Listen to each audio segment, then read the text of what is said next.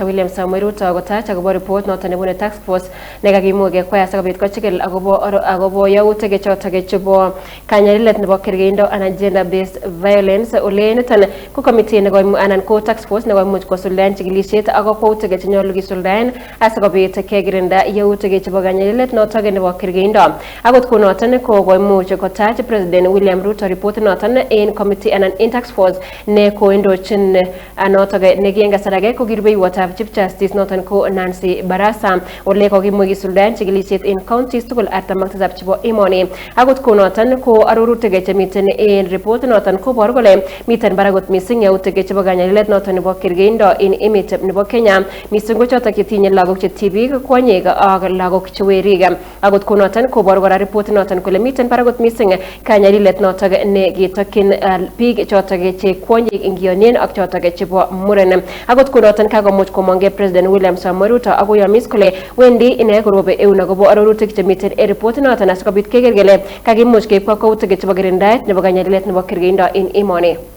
I note key proposals in the report, including the call to treat GBV, including femicide, as a national crisis, requiring urgent and coordinated action.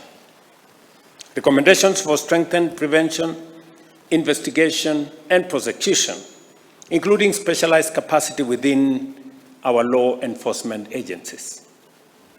Proposals for legislative and policy reforms, including improved legal definitions, survivor protection, and accountability mechanisms. And the emphasis on coordinated financing, data systems, survivor-centered services, and national awareness and behavioral change. These recommendations speak to the need for institutional coordination, adequate resourcing, and a whole of government and a whole of society response. I wish to assure the nation that all recommendations will be carefully considered and subjected to due process in accordance with our Constitution and the law. The report will be reviewed through the appropriate government mechanisms, including the Cabinet, relevant ministries, departments, and agencies to determine policy, legislative, and administrative action. Where legislative reforms are proposed, they will be processed through the established constitutional and parliamentary procedures. Even as we consider this report, I wish to reiterate the government of Kenya's will and will continue to support and take decisive action to end the scourge of GBV.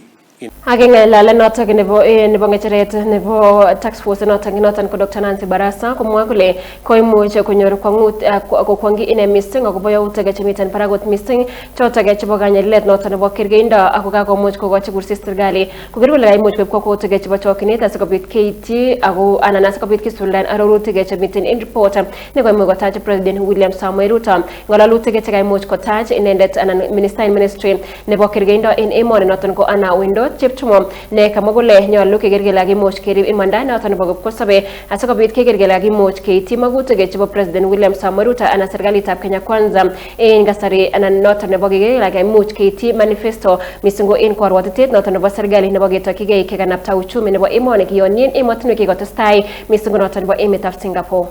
1 year ago, through Gazette Notice number 109 of January 10th, 2025, you tasked this technical working group with a solemn mandate to look into the face of a national crisis that has shaken the conscience of our republic.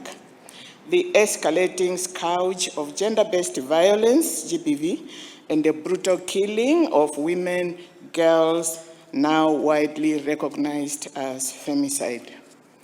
Today, sir, we stand before you not merely to present a document, but to amplify the voices of thousands of survivors and the silenced cries of those we have lost. In executing this mandate, we traversed all the 47 counties, held town halls, engaged experts, and received over 2,000 written submissions.